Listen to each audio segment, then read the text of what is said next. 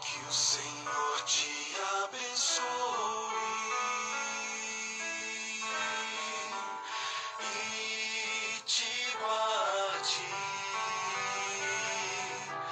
Que o Senhor faça resplandecer seu rosto sobre ti e tenha misericórdia de ti.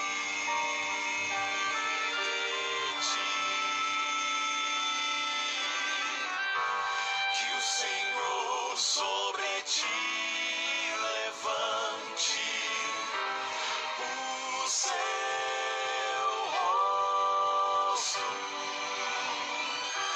e te dê a paz. E te dê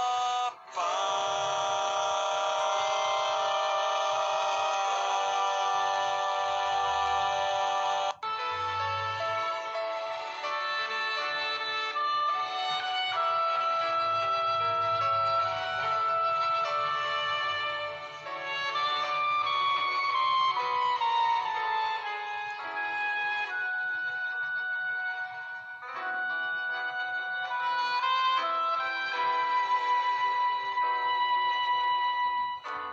Que o Senhor te abençoe e te guarde. Que o Senhor faça resplandecer seu rosto sobre ti. Irmãos, 30 segundinhos e daremos início aqui ao nosso estudo bíblico, tá bom? Preste atenção na letra deste hino. Em seguida eu vou ler os versículos que esse hino faz referência. Sobre ti levante o seu rosto e te dê a paz. E te dê a paz.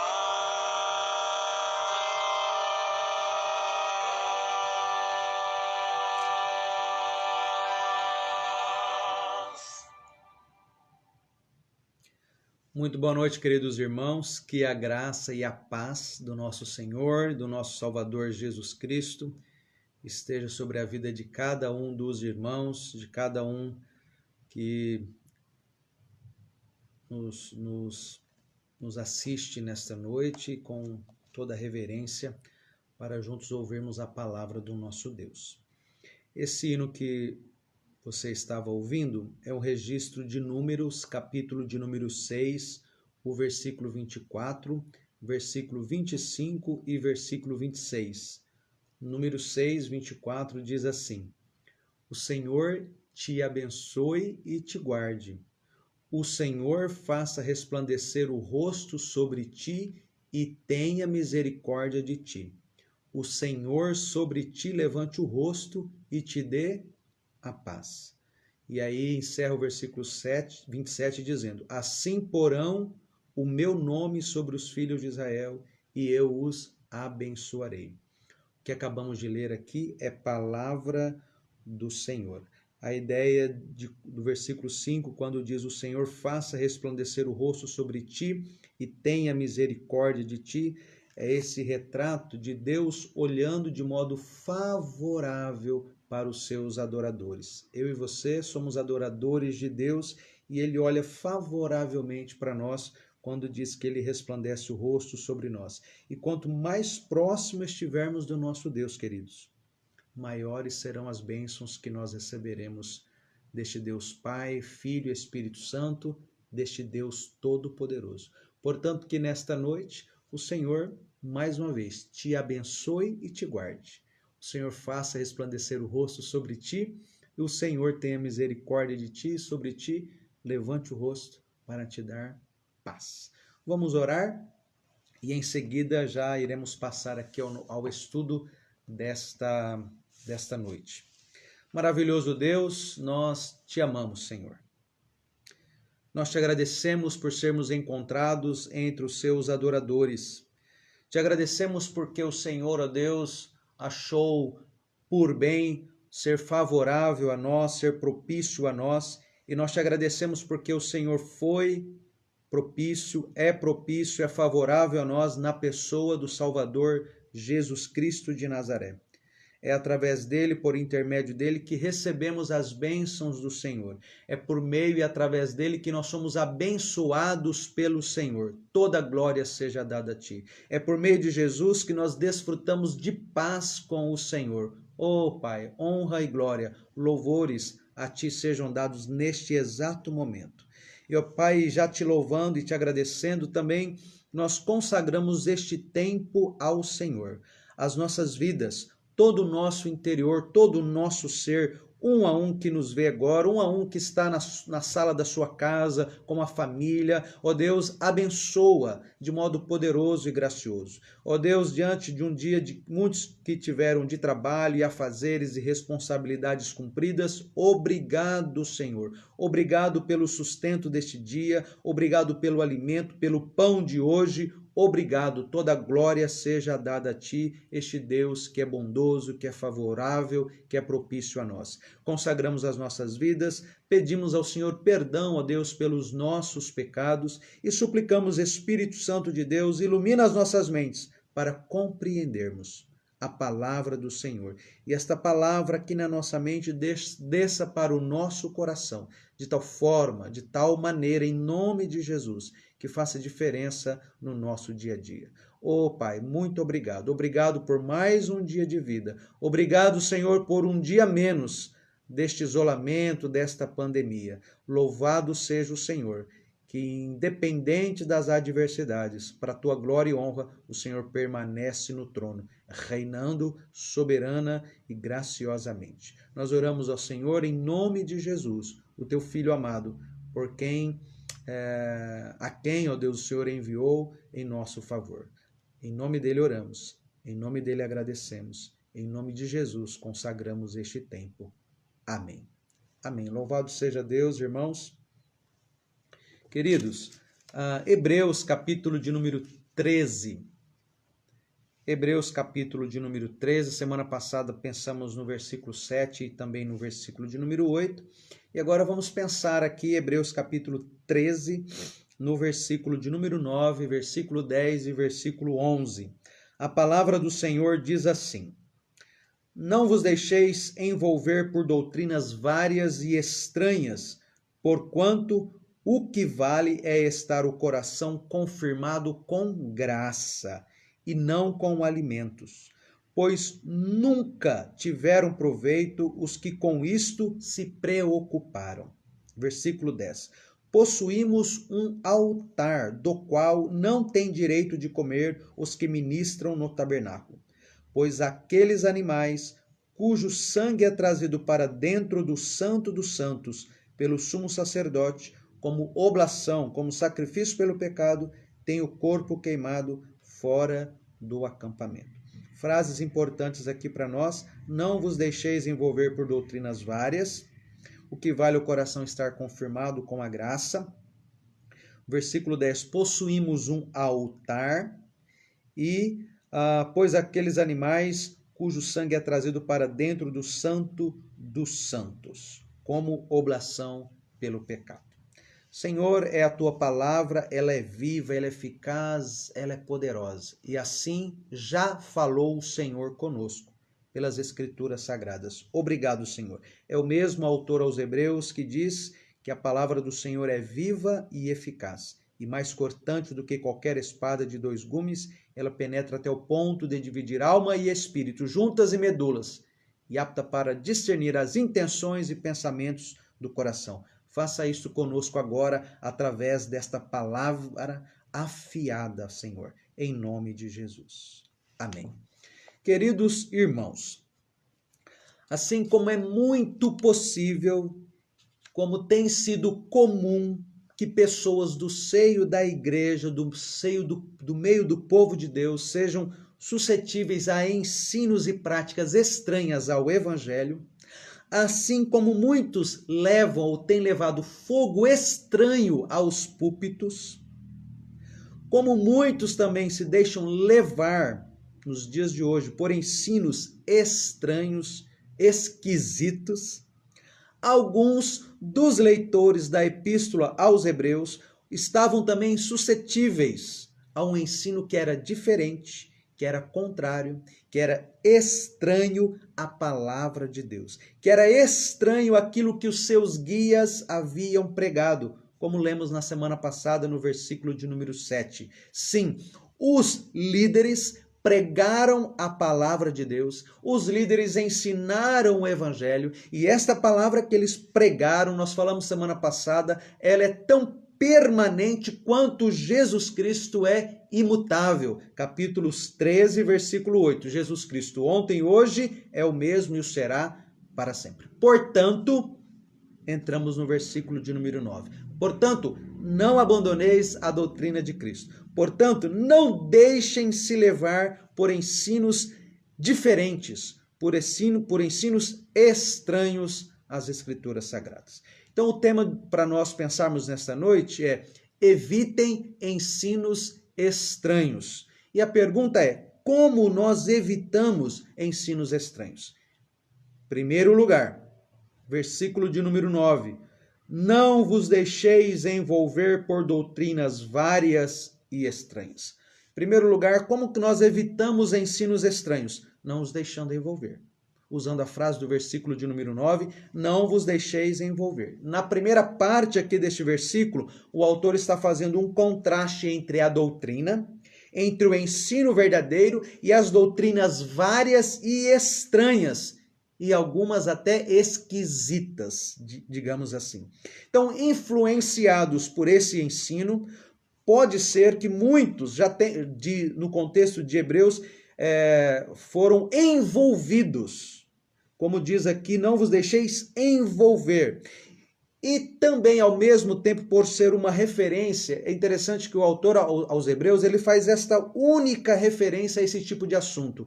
Que assunto? Doutrinas diferentes, doutrinas estranhas, doutrinas esquisitas à palavra do Senhor. Então, por ele não fazer, por ser uma única referência, que pode ser que a preocupação com esse tipo de doutrina ainda não era uma grande preocupação.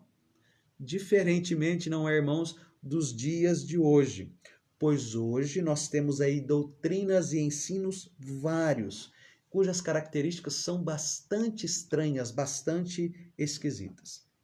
Mas, por causa do perigo de, porventura, os destinatários desta carta se desviarem dos fundamentos da fé e da fé cristã, lembrai-vos dos vossos guias, os quais pregaram a palavra de Deus, o autor, o escritor, então, mesmo que no final da sua carta, mesmo que fazendo uma breve menção, adverte a igreja contra doutrinas várias e estranhas. E ele não diz quais são essas doutrinas.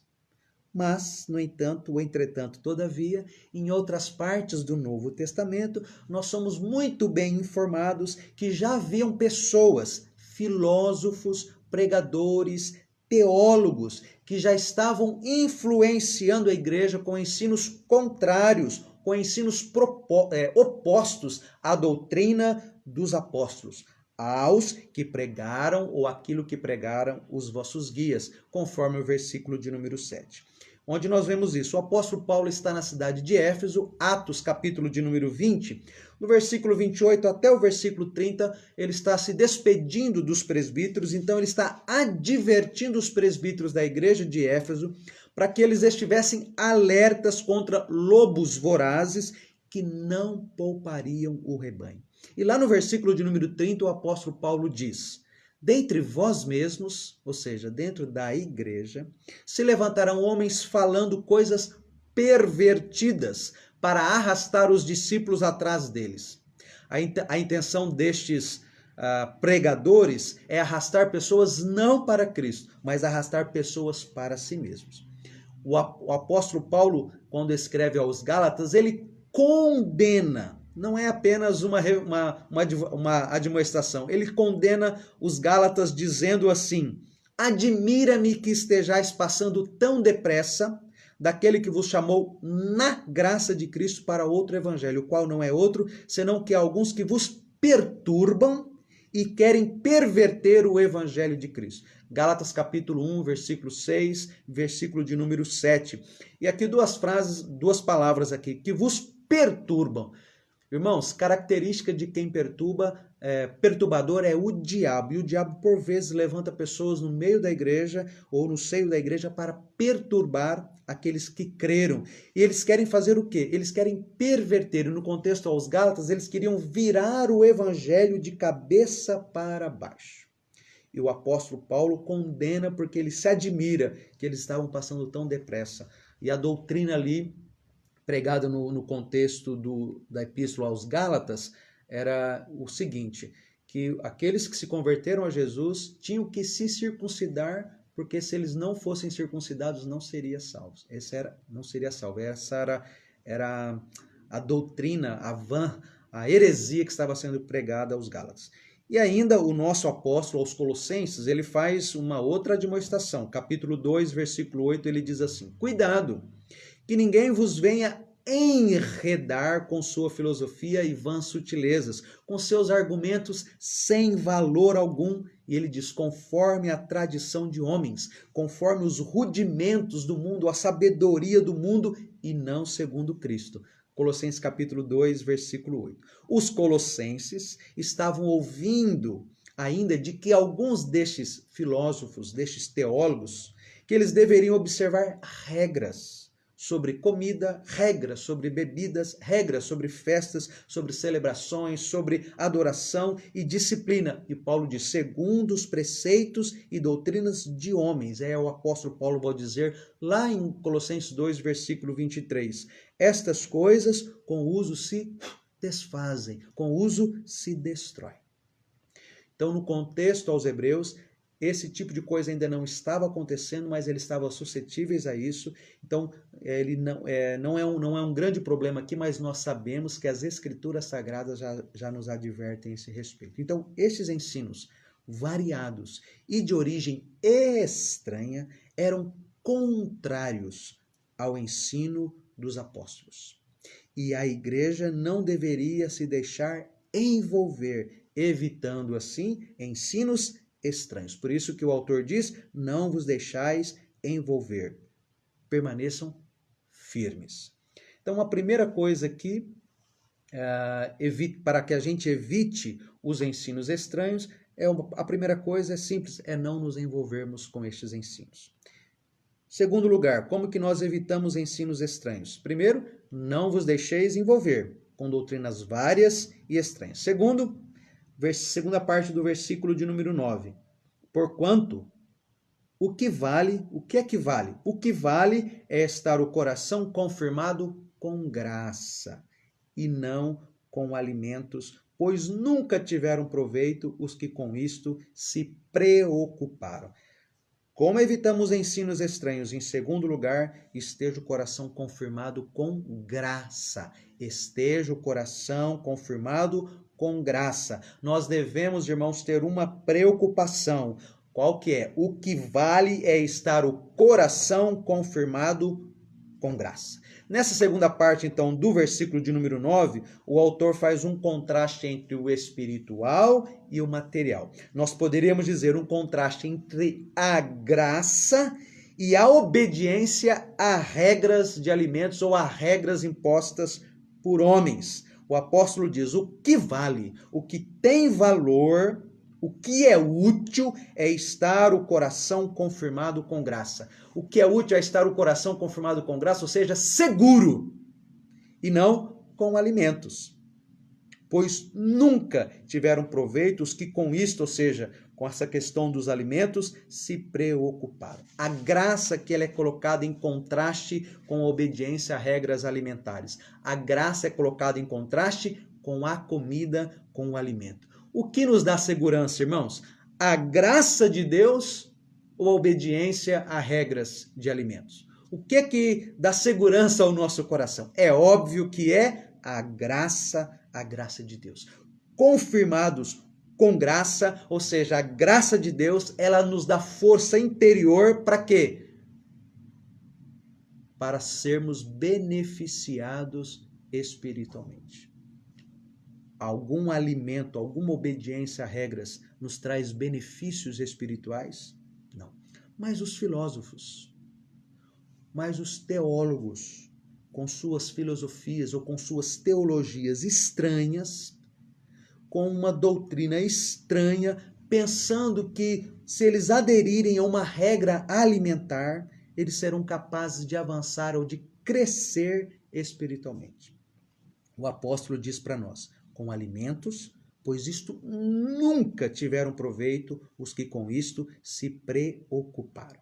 Aqueles que aderem, irmãos, às regulamentações ou querem que muitos venham aderir às regulamentações de comida, de festas e por aí vai, eles não recebem deste tipo de regulamentação nenhum benefício, qualquer benefício. E eu faço de novo a pergunta, e os que cujo coração estão ou está confirmado com graça?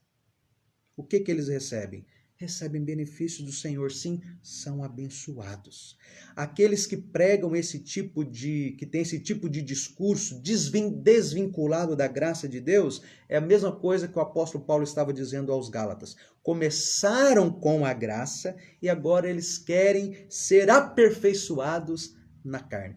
É possível você que começou na graça, com o Espírito Santo de Deus, venha aperfeiçoar a sua fé, o seu crescimento espiritual com regrinhas, com coisas que você precisa obedecer, senão você não vai receber? Não, não é assim. Por isso não é de se estranhar nem de admirar que o apóstolo Paulo escreva aos Romanos no capítulo de número 14, ele diz, ele diz assim, o reino de Deus não é comida nem bebida, mas justiça e paz e alegria no Espírito Santo, que é o Espírito da graça. E ainda 1 Coríntios capítulo 8, versículo 8, o mesmo apóstolo escreve, não é a comida que nos recomendará a Deus, pois nada perderemos se não comermos e nada ganharemos se comermos. Algo semelhante ele diz aos Gálatas no capítulo 6, versículo 15, pois nem a circuncisão é coisa alguma, nem a incircuncisão. Mas o que é útil? O que tem valor? O ser uma nova criatura. O que vale? O que tem mais valor? Com o coração confirmado com graça ou com alimentos ou com obediência a dietas alimentares para que haja crescimento? A comida ela vai para o estômago para fortalecer e é lícito para fortalecer o nosso corpo, mas a graça fortalece o coração, que é o centro vital da nossa vida, que é o centro vital da nossa personalidade, que é a fonte da nossa conduta e do nosso caráter. O que vale, queridos, não vos deixeis envolver por doutrinas várias e estranhas, porquanto o que vale é estar o coração confirmado com graça e não com alimento. O que é que nós temos aqui no versículo de número 9? Nós temos uma ênfase naquilo que é espiritual. A teologia verdadeira, o verdadeiro cristianismo, a palavra do Senhor, a ênfase é naquilo que é espiritual. Ensinos estranhos querem fazer o material parecer espiritual. Estes vêm para perturbar, vêm para perverter, para colocar o evangelho de cabeça para baixo. Então, portanto, eu leio novamente. Não vos deixeis envolver por doutrinas várias e estranhas, porquanto o que vale é estar o coração confirmado com graça e não com alimentos. Pois nunca tiveram proveito os que com isto se preocuparam. Como nós evitamos ensinos estranhos, irmãos? Primeiro, não vos deixeis envolver com doutrinas várias e estranhas. Segundo, esteja o coração confirmado com graça, e aqui a graça do nosso Deus. Terceiro, versículo de número 10 diz assim, possuímos um altar do qual não tem direito de comer os que ministram no tabernáculo. Como nós evitamos ensinos estranhos? Terceiro lugar, conhecendo a superioridade da obra de Jesus Cristo de Nazaré. Você conhece a superioridade da obra de Jesus por nós na cruz do Calvário? Se o versículo 9, a ênfase é naquilo que é espiritual, muito mais aqui o versículo de número 10. Há uma frase importante aqui no versículo 10 e o autor se coloca entre os seus leitores quando ele diz: possuímos um altar. O autor de Hebreus fala aqui de modo figurado quando ele usa a palavra altar. Ele não se refere a um altar, digamos, material feito de pedras aqui na terra, porque se ele fizesse uma referência a um altar aqui de pedra na terra, ele estaria sendo contraditório, né? Seria uma contradição de tudo aquilo que ele escreveu em toda a sua epístola. A palavra aqui, altar, a conotação é muito diferente do significado comum, de uma estrutura feita, né? Onde alguém sobe e coisa assim. O que ele está querendo dizer aqui nos arremete ao Antigo Testamento.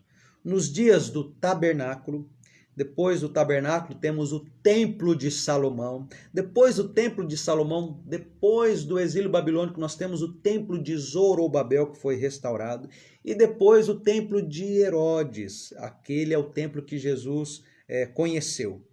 Nestes tempos em que havia o tabernáculo e o templo, o altar representava o único caminho para aproximar-se de Deus. O altar representava a única esperança de perdão e de vida. E agora, aqui neste versículo, o autor nos lembra, o autor traz à memória aos seus leitores, o autor traz à nossa memória. Nós possuímos um altar. E aí, no contexto da epístola aos Hebreus, esse altar é a cruz, na qual Jesus Cristo, ou no qual, porque estamos falando de um altar, Jesus foi oferecido como Cordeiro de Deus, que tira o pecado do mundo. Para o escritor, o altar que possuímos, o altar do cristão, e esse é o único que podemos dizer que temos, é a cruz, na qual Jesus ofereceu-se como sacrifício a Deus. É nesse sentido que falamos que precisamos conhecer a superioridade da obra de Jesus. Olha como a cruz, ou como Jesus é o próprio altar, digamos assim. É por meio dele que nós oferecemos nossos sacrifícios espirituais. Nós não vamos chegar aqui hoje, mas no capítulo 13, versículo 15, o autor escreve assim: por meio de Jesus, pois ofereçamos a Deus sempre sacrifício de louvor, que é o fruto de lábios que confessam o seu nome. Os cristãos oferecem sacrifício, mas sacrifícios espirituais. 1 Pedro capítulo 2, versículo 5. Também vós mesmos, como pedras que vivem, sois edificados casa espiritual para ser de sacerdócio santo, a fim de oferecerdes sacrifícios espirituais agradáveis a Deus, por intermédio de quem? O autor diz, por intermédio de Jesus Cristo. E para o cristão, nós sabemos e nós temos a cruz como um símbolo, de sofrimento que trouxe redenção, de sofrimento que trouxe salvação, de sofrimento que trouxe libertação, a cruz. A cruz, ela representa a obra completa da redenção de Jesus Cristo. Sendo assim, uma obra superior, para a qual todo o sistema sacrificial do Antigo Testamento apontava e hoje agora não tem mais utilidade. Não tem mais valor. Nenhum altar também construído sobre a face da terra tem utilidade alguma. O nosso altar é a cruz e, ao mesmo tempo, aquele que foi pregado na cruz. Mas hoje nós também não podemos oferecer nenhum sacrifício mais, nem nenhum altar. Nós oferecemos sacrifício mediante Jesus Cristo, que morreu por nós na cruz. E como o autor de Hebreus, de modo repetido, ele confirma que Jesus ofereceu o seu sacrifício. Qual foi o sacrifício que Jesus ofereceu? Jesus ofereceu a si mesmo. De que forma? A Escritura diz, de uma vez por todas. O autor repete isso, capítulo 9, pelo menos 3 vezes, versículo 25, versículo 26 e versículo 28, no capítulo 10, versículo 9, versículo 12 e também versículo de número 14. Essa frase, essa cláusula, possuímos um altar, representa a cruz que simboliza a redenção que Cristo Jesus oferece ao seu povo ou para o seu povo. Então, espiritualmente falando, temos sim um altar. Espiritualmente falando, temos um altar. A cruz de Jesus Cristo, onde ninguém mais precisa oferecer sacrifício algum, como era oferecido no Antigo Testamento. Assim, o autor aos Hebreus coloca a obra sacrificial de Jesus em contraste com os sacrifícios do Antigo Testamento, porque a obra de Jesus ela é superior. Quando nós consideramos isso à luz do contexto da epístola aos Hebreus, a intenção do autor é mostrar justamente a superioridade da obra de Jesus em relação ao sacerdócio levítico. É interessante que na epístola aos Hebreus, em vários pontos o autor vai mostrar a superioridade de Jesus. Ele é superior aos anjos, ele não é como o sumo sacerdote, ele é o supremo, ele está acima dos sumos sacerdotes. Ele é sacerdote segundo a ordem de Melquisedeque, o sacrifício dele também está acima, Jesus é superior.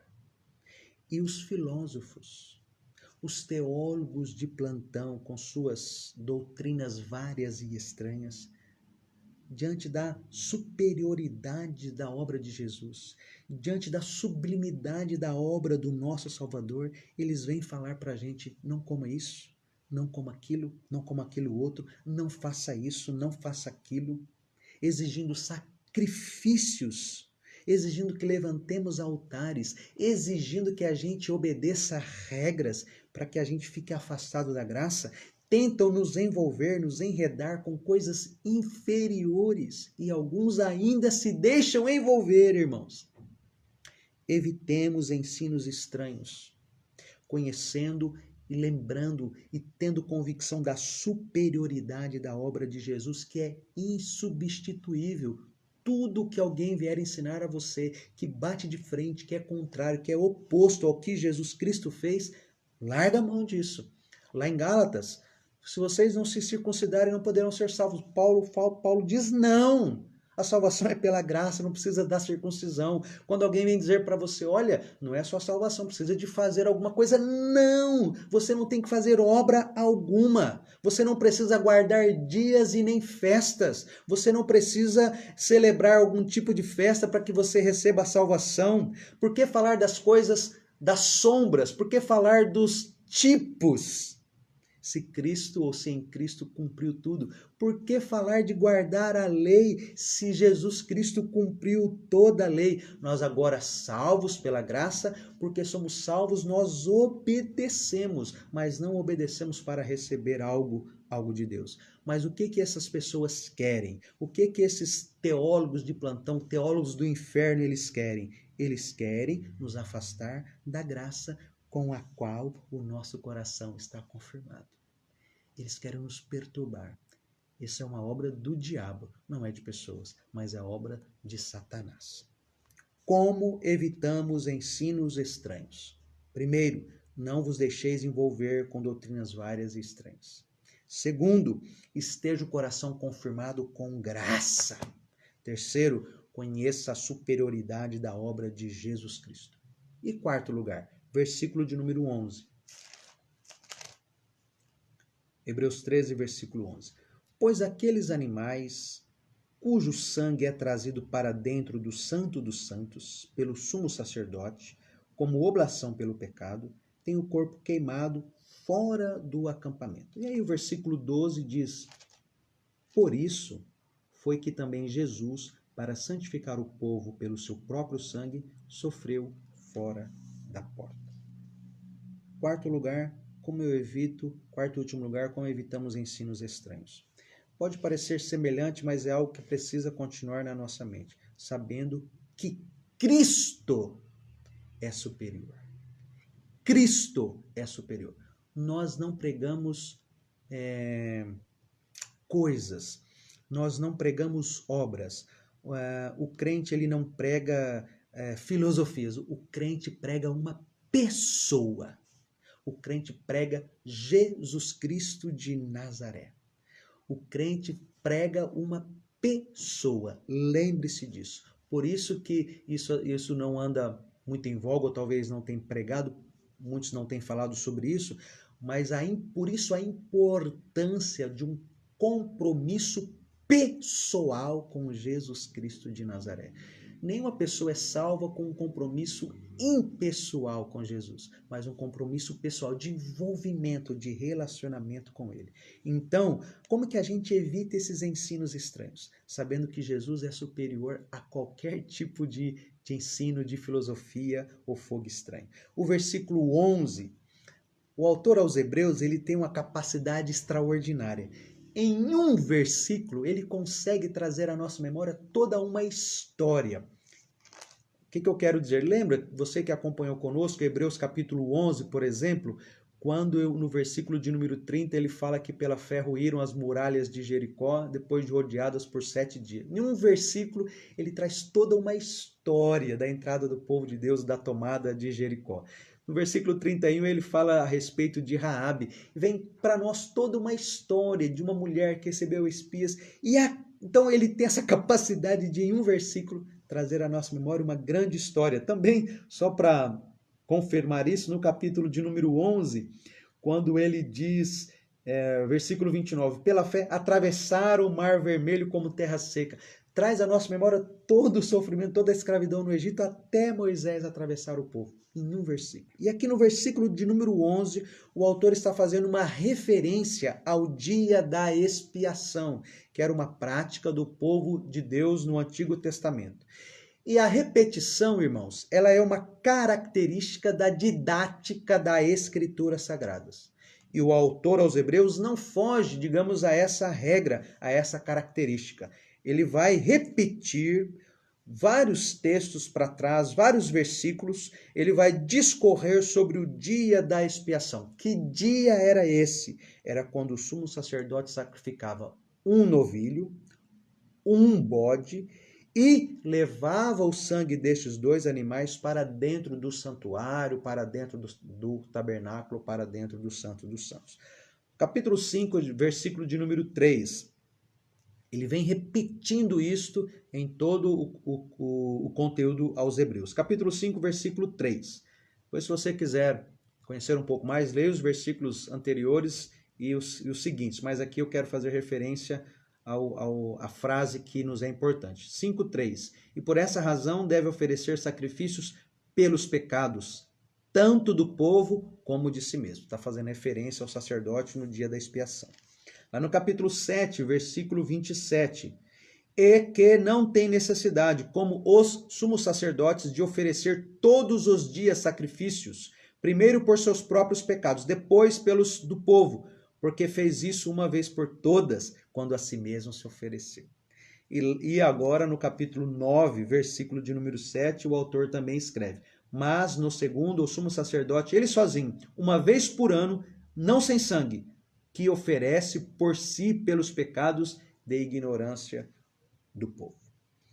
Nessa descrição que o autor faz dos deveres que deviam ser realizados no dia da expiação, o autor vai explicar o propósito desses sacrifícios. Os animais eram sacrificados, eram mortos, como oferta pelo pecado do povo.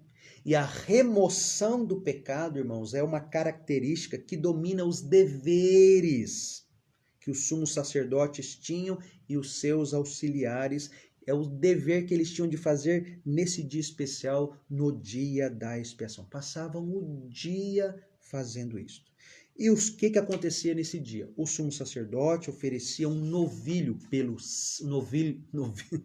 um boi pelo seu pecado, para fazer expiação por si mesmo e pela sua casa. Levítico capítulo de número 16.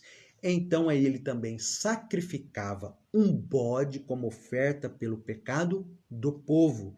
e um outro bode entrava na história, mas ele não era sacrificado, ele era solto no deserto, era chamado bode emissário ou bode expiatório. Levítico capítulo 16, versículo 10 e versículo 22. E aí o sumo sacerdote, o que ele fazia? Aspergia o sangue do novilho sobre a arca, dentro do Santo dos Santos, pelo seu próprio pecado, e também aspergia o sangue do bode pelo pecado do povo. Mandado para o deserto, o bode expiatório, que é o bode que permanecia vivo, o que ele fazia? Carregava o pecado do povo para fora do arraial. Esse bode era deixado no deserto por uma pessoa para ele morrer lá, não era sacrificado. E é interessante que a pessoa que soltava esse bode tinha que lavar as suas roupas, tomar um banho antes de entrar no arraial de Israel, antes de, digamos assim, de voltar para a cidade. E os corpos do novilho, porque o novilho era sacrificado e o bode também era sacrificado, tinham de ser levados para fora do acampamento e deveriam ser queimados. Levítico, capítulo 16, versículo 27. E outra coisa, a pessoa que queimava a pele, que queimava a carne, os excrementos desses animais lá fora do arraial, ele também tinha que lavar as suas roupas, tomar um bom banho antes de voltar também para o arraial. Tudo isso para quê? Tudo isso era feito para mostrar que o pecado polui. Tudo isso para mostrar que o pecado nos separa de Deus. Tudo isso para mostrar que o pecado nos contamina. Para mostrar que o pecado, irmãos, mata. Criança, jovens, adultos e velhos. O pecado mata mais do que qualquer pandemia, mais do que qualquer enfermidade. Porque todos aqueles que nascem mortos nos seus delitos e nos seus pecados. Os próprios sacrifícios no contexto do Antigo Testamento eram considerados poluídos. Irmãos, e aqui é uma alegoria mesmo, mas poluída, uma porcaria que não leva as pessoas ao conhecimento da fé salvadora, mas que distanciam as pessoas disso, são esses ensinos vários, essas doutrinas várias e estranhas que têm se pregado no meio da igreja evangélica, no meio do povo protestante. Portanto, então, os sacerdotes, o texto diz aqui, deixa eu voltar, no versículo 10 diz que não tem direito de comer no tabernáculo. Os sacerdotes, eles, por estes sacrifícios serem considerados poluídos, eles não podiam se alimentar dessa carne, desses sacrifícios, porque os animais representavam o pecado. Os próprios animais eram considerados impuros. Qual que é o contraste disso? O contraste é que o sacrifício perfeito, o sacrifício puro, o sacrifício santo de Jesus na cruz removeu de uma vez por toda o pecado por todo o seu povo. Jesus é superior, queridos, a todo e qualquer sacrifício que já foi feito ou que venha a ser feito. Jesus é superior a qualquer ensino ou qualquer sacrifício, qualquer tipo de obediência para você chegar a Deus. Jesus é superior a tudo isso. Com a sua morte na cruz, Jesus colocou um fim. Jesus encerrou os rituais cerimoniais do dia da expiação. Por quê? Porque ele entrou no santuário celestial para representar como o sumo sacerdote no Antigo Testamento fazia, mas agora Jesus de uma vez por todas para representar o crente na presença do Deus vivo. Jesus é superior a tudo, saiba disso. Se alguém vem falar algo, se alguém vem trazer algum tipo de doutrina que é contrário ao Senhor Jesus, que, entre aspas, que rebaixa a pessoa do Senhor Jesus, que não fala sobre a pessoa do Senhor Jesus, cai fora disso. Tenha na sua convicção que Jesus é superior. Não são poucas as doutrinas várias e estranhas que não reconhecem a superioridade de Jesus Cristo de Nazaré. Ele é superior. Estamos concluindo. Evitem ensinos estranhos. Primeiro, de que forma? Não vos deixeis envolver com doutrinas várias e estranhas. vãs filosofias, coisas inúteis. Segundo, esteja o coração confirmado com graça. Confirmado com graça, porque confirmado com a graça você está protegido, certo, guardado pelo Senhor. Terceiro, como nós evitamos ensinos estranhos? Conhecendo, sabendo a respeito e tendo a convicção da superioridade da obra de Jesus Cristo de Nazaré. Nosso altar é a cruz. Quarto, sabendo que Cristo é superior. Ele está acima, principados e potestades. Não é à toa que a Escritura diz que toda língua confessará e todo joelho se dobrará. Quando vierem com ensinos que Jesus não está nesse ensino, quando vierem com ensinos que deixa Jesus de lado, a obra de Jesus de lado, evitem isso. As igrejas evangélicas crescem, e graças a Deus, mas em relação ao crescimento das seitas, com suas doutrinas várias e estranhas, parece um crescimento bem menor. Assim como as doutrinas são várias e estranhas, assim também as seitas que existem são várias e estranhas e esquisitas, com práticas para segurar as pessoas, não para libertá-las do pecado. Essas seitas, o autor que eu tenho pesquisado aqui dos comentários, o nome dele tem que até que ler aqui, porque o nome eu acho que é alemão, Kretzimann. Esse autor escreve o seguinte, que as seitas são chamadas de as contas não pagas da igreja. Por quê? Porque a maioria das seitas saíram do seio do cristianismo. Essas seitas prosperam e se desenvolvem. Nada parece atrapalhar. Eles estão crescendo. Elas têm a sua origem aonde? No cristianismo. Do meio de vós, lobos vorazes. Mas eles saíram do cristianismo, mas se recusam a ter qualquer relacionamento com a igreja de Jesus. Os cultos, as suas celebrações têm raízes nos movimentos que a fé cristã não aprova, que não tem absolutamente nada a ver com a fé cristã. Os adeptos dessas seitas, dessas filosofias várias e estranhas, com seus modos de vida que não estão relacionados com o cristianismo, né? Não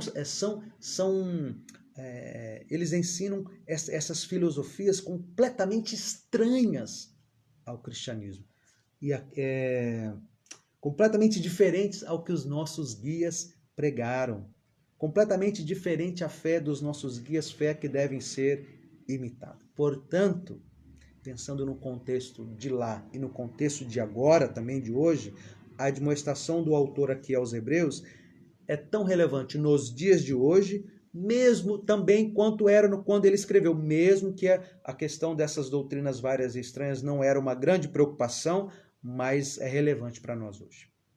Por isso que ele escreve, não vos deixeis envolver por doutrinas várias e estranhas. Irmãos, não abandoneis a doutrina de Cristo, na qual vocês foram instruídos.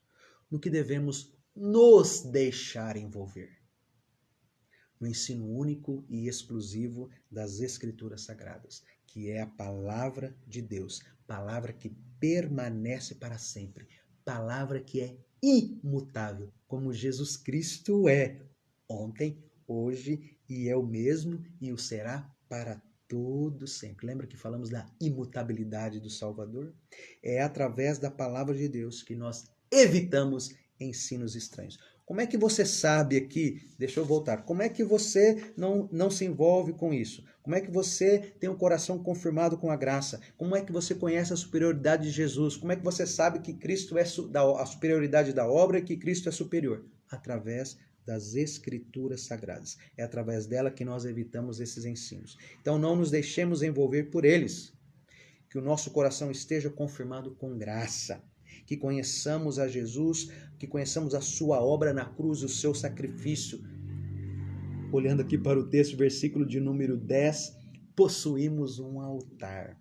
Jesus se ofereceu como único sacrifício. É através da palavra e seja através dela que a gente venha a olhar firmemente para o autor e consumador da fé, Jesus.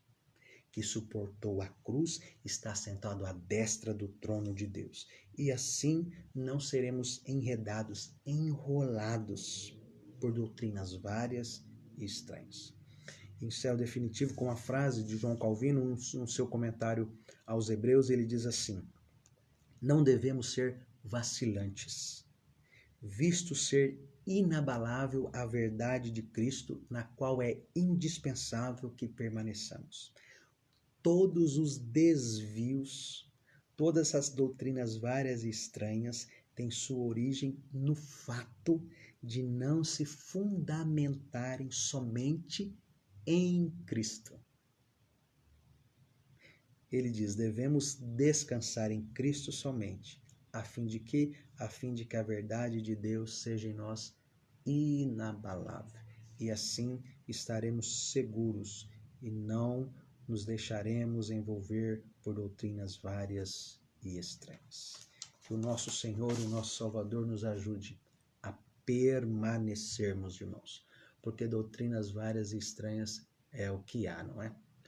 Mas nós podemos nos vacinar e nos afastar de tudo isso, e através das convicções que temos, da nossa firmeza da fé, da nossa segurança de fé, também possamos informar, orientar aqueles que têm sido levados por doutrinas várias e estranhas ou que estão no meio destas seitas. Vamos orar? Maravilhoso é o Senhor, ó Deus, que insiste em nos amar, que insiste em nos ensinar, que insiste em nos exortar, que torna a tua palavra sempre relevante, ela é sempre atual, toda a glória seja dada a ti. Queremos pedir a misericórdia do Senhor, daqueles que saíram da igreja do Senhor e hoje estão pervertendo com palavras, estão perturbando e pervertendo o evangelho da graça. Tenha misericórdia destas vidas, abra os olhos destes. E nós, igreja do Senhor, que o Senhor nos ajude a permanecermos firmes, ou seja, nós cristãos, nós crentes no Senhor Jesus, todos aqueles ao redor do mundo, todos aqueles que estão conosco agora, que creem em Jesus como Senhor e Salvador de suas vidas, que sejamos, ó Deus, firmes, convictos da fé que de uma vez por todas foi entregue aos santos. Senhor, sejamos para a glória do teu nome confirmados com graça, agora, nesse instante, em nome de Jesus, que a grandeza, que a superioridade de Jesus esteja enraizada na nossa alma e não sejamos enredados por falsa doutrina alguma, com ensino estranho algum, por misericórdia e por graça. Senhor, o que vale, o que é útil estarmos confirmados com a graça. Seja assim com cada um dos meus irmãos, com cada um das minhas irmãs, com cada um que está conosco. E como lemos no início, Senhor, que o Senhor os abençoe e os guarde. Que o Senhor faça resplandecer o rosto sobre cada um nesta noite. E que o Senhor tenha misericórdia de cada um. O Senhor sobre cada um levante o rosto e dê a tua paz. Em nome de Jesus. Amém. Queridos, Deus abençoe a todos. Muito obrigado pela sua presença aqui com a gente e que Deus continue fortalecendo a sua fé e fortalecendo as suas convicções. Leia a palavra do nosso Deus e caminhemos vitoriosamente em nome do Senhor Jesus.